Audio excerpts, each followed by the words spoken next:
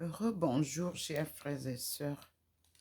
Nous commençons la marche sur le mur en compagnie de la lumière divine, du Christ, de Maman Marie, sa mère, Marie de Magdala, Thérèse d'Avila et moi-même. Nous avons toujours Marie de Magdala à la position sous la chaire œcuménique où elle est cachée en attendant qu'elle soit révélée à l'église. Je vous montre là notre arrivée déjà là, comme chaque matin. Nous commençons la marche sur le mur. Et actuellement, c'est Marie de Magdala qui est plus visible. Et vous avez le Christ qui nous a rejoints.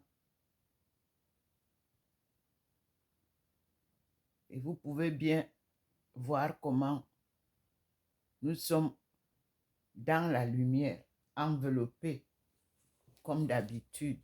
Ce matin, derrière moi, ça a été une très belle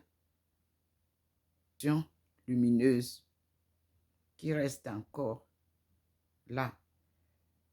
Et nous avons récité ensemble le rosaire en compagnie de Maman Marie, du Christ, de Marie de Magdala, de Thérèse d'Avila, et Jean de la Croix s'est ajouté. Et nous avons les anges et les saints qui nous accompagnent chaque matin à travers la grande nuée blanche du Seigneur. Et nous lui disons merci. Parce que, comme je vous l'ai toujours montré, voici comment il entre dans la maison. Voilà, deux rayons parsemés d'autres. Et vous avez au bord de du balcon les traces de protection. Et voici la ville de Saint-Louis où il est entré, comme vous voyez déjà. Voici l'entrée du Seigneur dans la maison. Le rayon est là. Mais lui, il est au ciel. C'est du ciel que nous vient le rayon, que nous vienne la lumière de l'arc-en-ciel qui nous montre la diversité de tout ce que Dieu a créé. Et nous disons merci au Seigneur. Je vous laisse la lumière et je vous laisse la paix de Dieu que cette lumière apporte. Je suis Dr Ndomo Melingi Thérèse, 6 au 93A, avenue du Général de Gaulle à Saint-Louis. Et nous sommes aujourd'hui le 15 février 2024. Nous continuons la marche, l'écoute des enseignements divins et nous sommes très ravis de voir que Marie de Magdala est descendue pour nous apporter son évangile et nous annoncer l'évangile de Jésus-Christ tel que elle a eu l'honneur de l'étudier, de l'écouter, de l'accompagner pendant sa vie sur terre. Merci Seigneur. Hier soir, après les lectures que je vous ai publiées, j'ai reçu vers 2 heures les témoignages que je vous ai partagés sur les Écritures de Jésus, les Écritures de Marie de Magdala. Et je remercie tous ceux qui m'envoient ces ces révélations qu'elles ont peut-être publiées même avant, mais dont l'attention du monde perturbé par les publicités mensongères ne prennent pas en compte. Nous voici donc devant la lumière du Seigneur et devant le Seigneur et sa mère, comme vous le voyez, dans la lumière divine. Car la lumière divine, c'est la présence de Dieu. Nous voici devant cette manifestation. Vous avez derrière la Maman Marie, Notre-Dame de délivrance, vous avez l'Eucharistie qui représente son Fils dans la totalité de sa vie terrestre et céleste. Nous continuons à regarder à l'intérieur, là, sur le mur, où nous avons commencé la marche, comme chaque matin. Ici, devant l'enseignement de son Fils, qui nous dit, crois au Seigneur et tu seras sauvé, et qui est déjà illuminé. Là-bas, nous avons la Sainte Face. La lumière est permanente. Comme vous voyez, elle vient de dehors. Nous voici donc, une fois de plus, ensemble, frères et sœurs, devant la véracité de la parole de Dieu et ses promesses. Ici, derrière moi, vous avez la lumière là. La présence de Marie de Magdala, la voilà, derrière moi. Vous avez le couple qui nous a souvent été montré au jour de leurs noces. Et vous voyez la lumière qui descend avec Marie de Magdala derrière moi. Elle est habillée normalement avec un beau voilage, je crois en soie ou en... Mais c'est magnifique. Et elle est comme si elle vole dans les airs pour nous partager ce qu'elle a à nous donner. Nous voici ici que le Seigneur vous remonte à l'endroit où nous sommes souvent assis. Marie de Magdala est devant moi. Thérèse d'Avila est un peu plus bas, assise à côté de moi. Nous voilà à trois. Et vous allez comprendre pourquoi Thérèse d'Avila. Parce qu'il y a eu du mensonge sur la vie de Thérèse d'Avila. Et les valeurs divines, sacrées de Thérèse d'Avila n'ont pas été révélées. Et le Seigneur aime la vérité. Il vient donc maintenant nous présenter le travail, la foi, la détermination de Thérèse d'Avila, à qui Dieu a donné beaucoup de grâces, qui doivent retentir en ces moments difficiles de par le monde entier.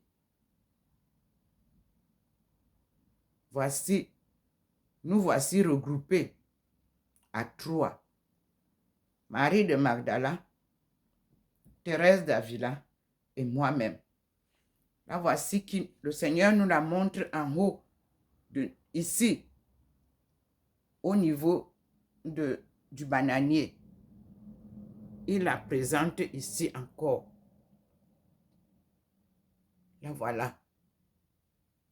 Son histoire nous ramènera les vrais évangiles de Jésus-Christ, tels qu'il l'a enseigné au temps de sa vie sur terre. Ici, à ce box, se manifeste la face du Christ et la face de Marie de Magdala. Vous savez, souvent, si vous ne voyez pas, ce n'est pas tout le monde qui peut voir ces choses mystiques. C'est par la grâce de Dieu qu'on le voit. Ces livres dont j'ai la collection, c'est-à-dire l'histoire générale de l'Afrique, devraient être les livres qui vont édifier l'Afrique. Pour connaître l'Afrique, il faut lire ces livres. Voilà la collection. On ne m'a pas donné, hein? J'ai acheté. Et vous pouvez vérifier à l'UNESCO combien j'ai acheté et à quel prix chaque livre.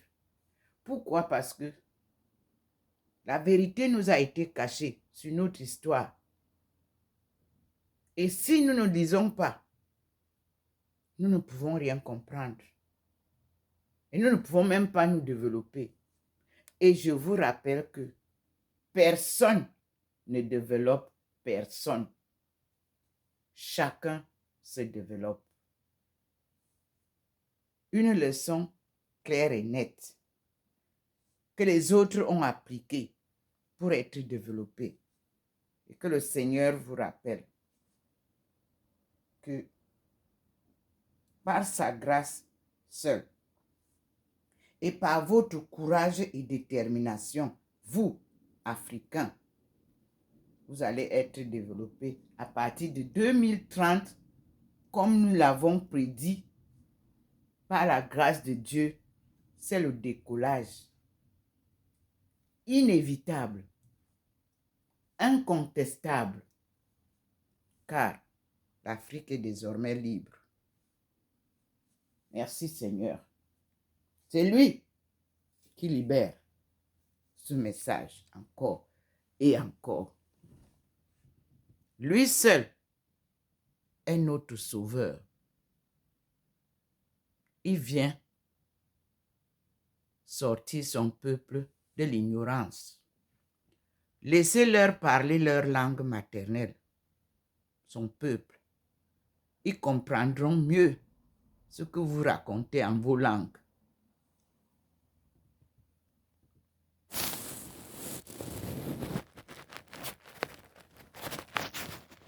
Nous sommes enveloppés désormais. Vous-même, vous voyez comment la lumière reflète même sur mes mains. Nous sommes dans la nuée lumineuse pour vous apporter le message. Et la deuxième révélation, c'est que je vous ai dit que Marie de Magdala m'enseigne, m'oriente vers des livres qui vont m'amener à la connaissance. Ici, j'ai le livre qu'elle a révélé hier à la page 779, c'est-à-dire 778-779 du livre des sagesses, l'aventure spirituelle de l'humanité, comme je vous l'ai dit, qui a été écrit par deux personnes, Frédéric Lenoir et Isée Tardan Masquelier. Voilà. Et nous commençons la lecture. Je ne peux pas faire autrement. Je dois être brève pour lire. Alors, le Bab, Baha'u'llah et la foi Baha'i. Je dis bien que c'est page 778-779. Révélé hier par Marie de Magdala. Je commence la lecture. La naissance d'une religion. Le mouvement Babi, précurseur de la foi Baha'i, naît dans un contexte messianique propre à la Perse de la première moitié du XIXe siècle, où une succession de prédicateurs appelés Shaïki annonçait le retour imminent du promis de l'islam. Parmi eux, le célèbre fondateur de l'école musulmane Shaïki, Shaykh Ahmad assailli. C'était entre 1753 et 1826. Et son disciple et successeur, Sidi Kazim, entre 1797 et 1843, dont l'ambition était de préparer le cœur des hommes à recevoir la vérité plus complète qui devait être sous peu révélée. Et on nous renvoie à une autre, je vais rapidement, il y a un I là, donc je m'en vais voir un qui devait nous être révélé. Il faut que j'aille voir. Un, c'est dans la biographie. Dans la bibliographie. Donc, c'est Mohammad I. Zarandi. La chronique de Nabil. Bruxelles, maison d'édition Baha'i. En 1986, page 15. Ce sont les références. Donc, convaincu que nous avons dit que et son disciple et successeur Sidi Kazim, dont l'ambition était de préparer le cœur des hommes à recevoir la vérité plus complète qui devait être sous peu révélée, fermez les guillemets.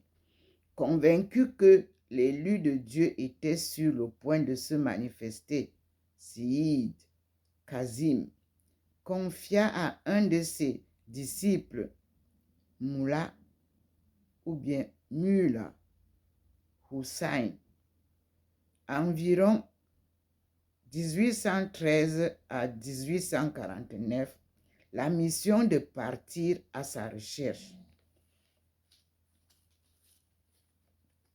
C'est ainsi qu'en 1844, Moula Hussein fut le premier à embrasser la cause de Sidi Ali Muhammad entre 1819 et 1850, appelé le Bab, entre parenthèses, la porte. Un jeune marchand de Shiraz, en qui des milliers de disciples fervents allaient bientôt reconnaître le promis.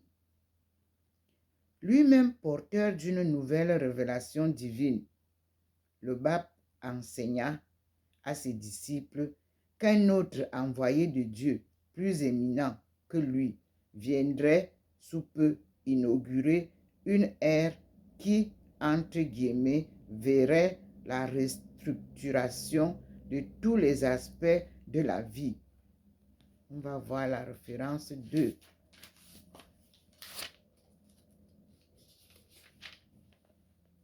Baha'u'llah Thornhill. Publication Baha'i, Canada, en 1999, page 7. C'est la référence. Nous continuons. Et qui engendrerait une véritable révolution morale, spirituelle et sociale. À la ligne.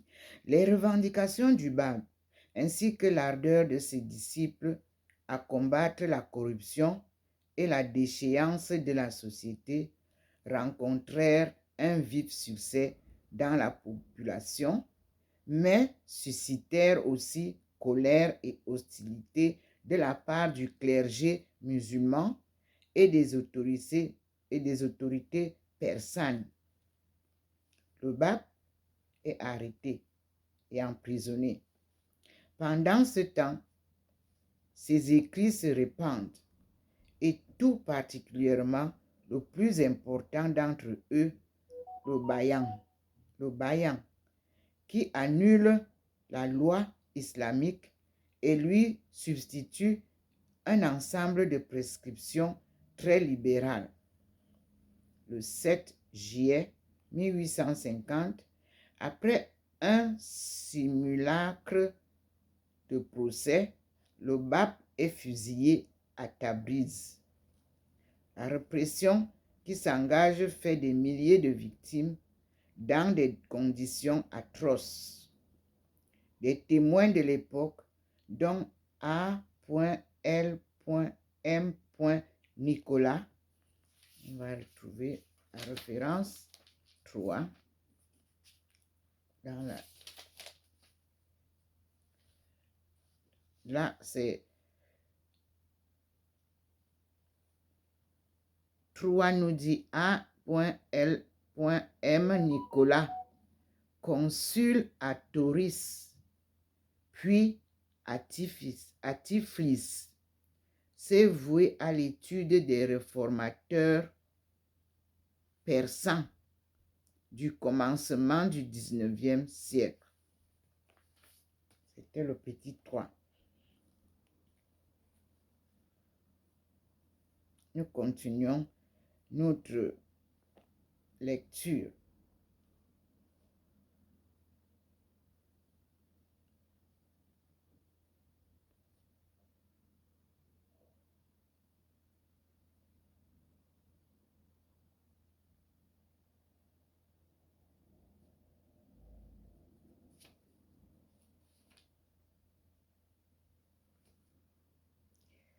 Pour retrouver le 3, voilà, c'est Nicolas. On dit donc que des témoins de l'époque, dont A.L.M. Nicolas, ont laissé des comptes rendus détaillés de l'événement à la ligne. Là, c'était la naissance d'une religion. Maintenant, la mission de Baha'u'llah. Avec la disparition du Bab, le clergé et le gouvernement croient avoir porté un coup fatal au mouvement Babi. Mais un jeune noble de Téhéran, Misra Hussain Ali, entre 1817 et 1892, que l'on appellera Baha'u'llah, la gloire de, entre parenthèses, la gloire de Dieu. C'est la signification du nom de Baha'u'llah, la gloire de Dieu, prend courageusement la défense de la nouvelle religion. Pressenti pour de hautes charges de l'État, il préfère se consacrer à des œuvres de charité et entreprend de propager la cause Babi. Il en devient vite le plus ardent défenseur, ce qui lui vaut d'être incarcéré en 1853. Dans cette prison lugubre de Téhéran, le cachot souterrain du Sia Charles. C'est là que, dans l'attente d'une mort certaine, il reçoit le premier signe de sa mission. Entre guillemets, je cite. Une nuit, en rêve, ces paroles exaltées furent entendues de tous côtés. Ouvrez les guillemets encore. En vérité, nous te rendrons victorieux par toi-même et par ta plume. Ne t'attriste point de ce qui t'est advenu et n'en sois pas effrayé, car tu es en sécurité. Sous peu, Dieu fera apparaître les trésors de la terre. Des hommes qui t'aideront par toi-même et par ton nom, grâce auquel Dieu a revivifié le cœur de ceux qui l'ont reconnu. On a fermé les guillemets et on a une référence 4. J'y vais. 4 me dit Baha'u'llah, Epistle to the Son of the Wolf. Là, c'est Wilmette Baha'i Publishing Trust, 1979, page 21, entre guillemets, traduction provisoire. C'est ce qu'on dit. Nous continuons la lecture. Ici, nous passons à la suite. Baha'u'llah attendra toutefois plusieurs années avant de déclarer publiquement cette mission, qui allait lui coûter sa santé et ses biens, la vie de son plus jeune fils, et faire de lui l'objet de persécutions jusqu'à la fin de sa vie. Relâché, Baha'u'llah est condamné au bannissement et ses biens sont confisqués. Débute alors pour lui 40 années d'exil, dont la première étape le mène à Bagdad, sous contrôle de l'Empire ottoman. Là, Baha'u'llah s'emploie à reconstruire une communauté babi, démoralisée et affaiblie par le martyre du Bab et des milliers de ses disciples. Sa sagesse, son savoir et sa générosité ne tardent pas à lui valoir une grande renommée, tant auprès de la population que dans sa modeste demeure. Non, que de nombreuses personnalités arabes et persanes, dont on dit tant auprès de la population que de nombreuses personnalités arabes et persanes qui viennent lui rendre visite dans sa modeste demeure. Son influence grandit tellement que les autorités persanes s'en inquiétèrent et n'ont de cesse d'obtenir du sultan ottoman son éloignement des régions frontières. Merci Seigneur. La marche, elle est grandiose là-bas. Je dois lire. En 1863, juste avant d'entamer une nouvelle étape de son exil vers Constantinople, puis Andrinople, Baha'u'llah annonce sa mission prophétique. Cette mission, il ne l'a pas choisie. 2 points, je cite, entre guillemets, « Je n'étais qu'un homme comme les autres. Moi, je reprends, je n'étais qu'un homme comme les autres, endormi sur ma couche. Lorsque les brises du très glorieux soufflèrent sur moi et m'enseignèrent la connaissance de tout ce qui a été. Cette chose, c'est pas de moi, mais de celui qui est tout-puissant et omniscient. Référence 5. On y va au fur et à mesure. C'est Baha'u'llah, op.cit. Page 50. Nous continuons la lecture.